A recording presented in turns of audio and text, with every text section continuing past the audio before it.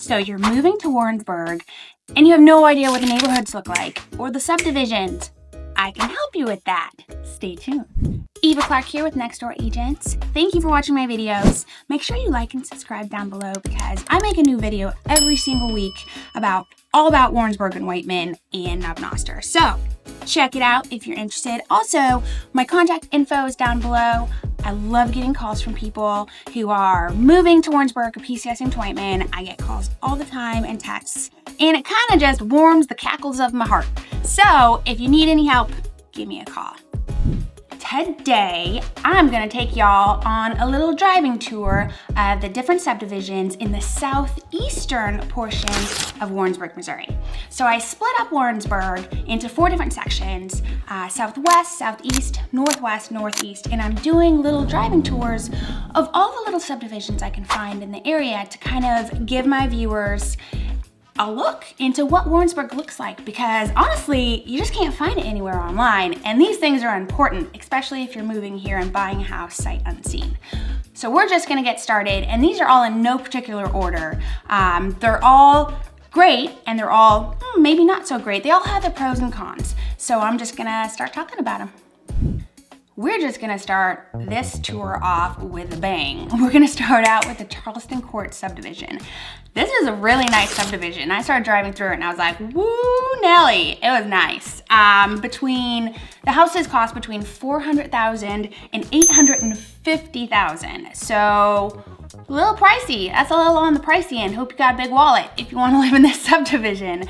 The houses though, I mean, they were big, they were gorgeous, anywhere between 3-bedroom, 3-bath, and 6-bedroom, 5-bath. So they were good sized houses. And the thing I liked about this subdivision is that there was a good sized lot to go with the house. So you had some acreage on there, so you didn't necessarily feel squished right next to your neighbors. Also, a lot of the houses had pools, so that's always a plus. These houses were big too, in between 3,000 and 8,000 square feet. So, you want a big, beautiful house in an awesome subdivision, then Charleston Court is definitely for you. Moving on, we're going to talk about the Brookside subdivision, and this was a really large subdivision. I was surprised. There were a lot of houses in this subdivision, between 220 and 395,000, anywhere from 3-bedroom, 3-bath, all the way up to 5-bedroom, 3-bath. So you have a lot of range there, which is nice. Between 15,000 square feet and 3,000 square feet. So obviously not as big as the Charleston Court houses, but you can get good-sized homes and also nice starter homes. These were all single-family homes. I did not see any duplexes or townhomes, so no rentals in this subdivision that I could see. And they were mainly raised ranches or split-level homes, so definitely starter homes, or usually those are the homes that you buy.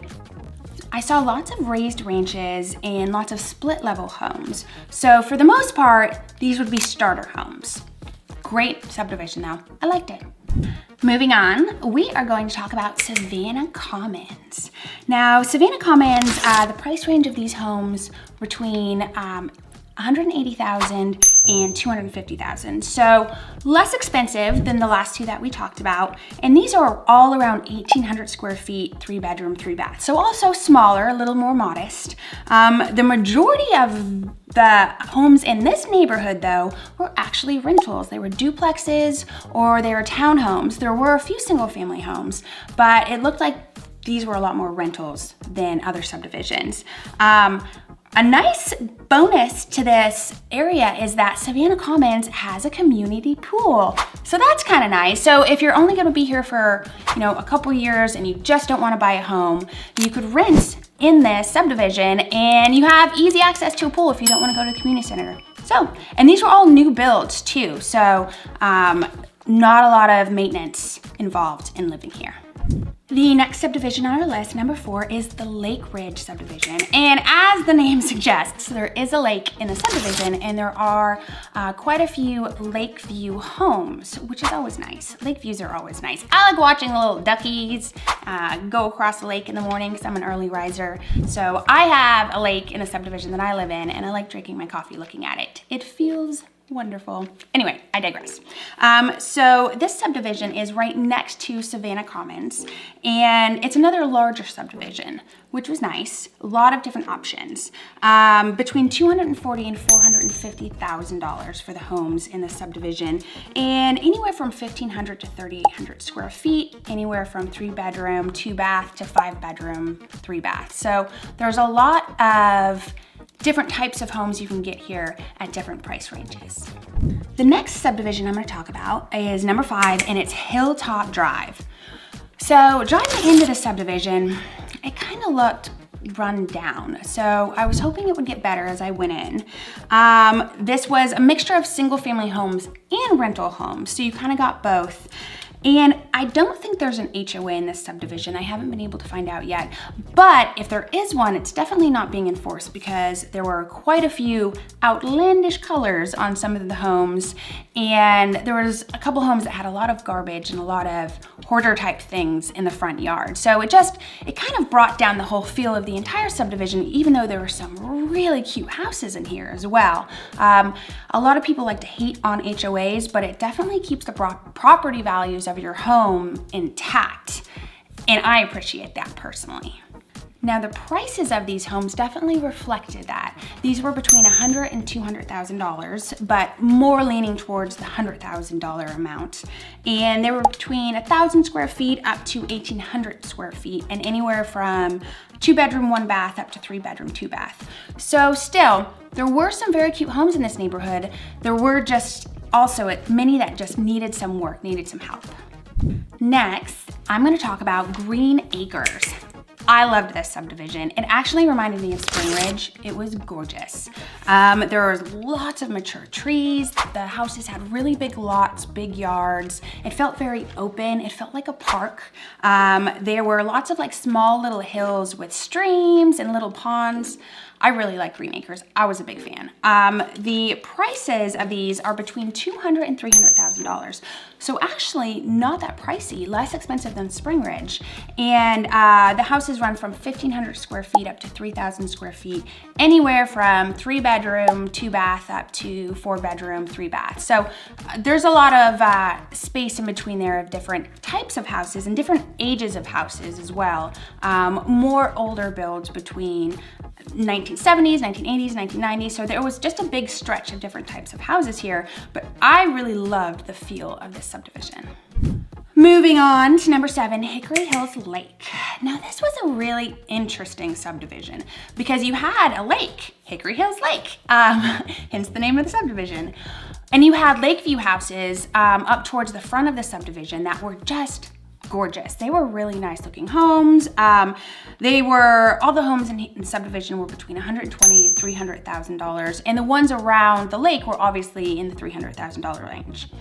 But then I started moving towards the back of the subdivision and going further in because it's a big subdivision, and there was definitely some really sketchy homes that had a lot of trash in the yard, that were painted really weird DIY colors, and definitely needed a lot of work. They were not kept up. If there is an HOA in the subdivision, they do not enforce the rules, which is unfortunate because the houses in the front on the outskirts are really great homes. Unfortunately, when you have homes in a subdivision that are really not kept up in any way, shape, or form, or have a lot of trash in the front yard and just don't look appealing, it brings down the property values of all of the houses around it. Which, though I like to rage against the man, HOAs they're a good thing when you're a property owner. So these houses were between 1,500 square feet and 3,000 square feet, anywhere from 2-bedroom, 2-bath up to 5-bedroom, 3-bath. So again, not a bad subdivision, but definitely some places that need some work. Number 8, and I kind of feel like, as with my last video, I saved the best for last because this last one was my absolute favorite of all of these. It was the Southeast 591 Street Road subdivision, and again, it did not have an official subdivision name. It was basically these different roads that led off this main road, and it was all these little cul-de-sacs of houses, and they were gorgeous. This whole area is gorgeous. New builds, all new builds, so all built in the 2000s, so all new houses, but they all have character. They definitely weren't cookie cookie cutter houses. And there were big lots with lots of wooded areas. There were streams, there were little ponds. I just love the subdivision. It felt very woodsy to me. And if you've watched any of my videos at all, you know that I love the woods. It's just true, I love them. So these were big, beautiful homes, and they were between $400,000 and $800,000. So it definitely came with a price tag on this subdivision. Between 3,500 square feet and 8,000 square feet. So also some really large homes that had quite a few bedrooms and bathrooms, all different mix and match between like 3-bedroom, 2-bath, all the way up to 6-bedroom, 5-bath. So big houses, big price tag, gorgeous area. There you go. There's my tour. The southeastern subdivisions in Warrensburg, Missouri. I hope you've liked watching this video. I had fun making it. Make sure you like and subscribe down below so that you get alerted every time we make a video, because we make a video every single week and you kind of want to be notified. And my contact information is down below. Feel free to call, text, email. I actually really love talking to people, and I talk to people all the time who are moving to Warrensburg or PCSing to Whiteman and either need help buying a home or just have a couple questions. It makes my day. I enjoy it. Give me a call. Bye.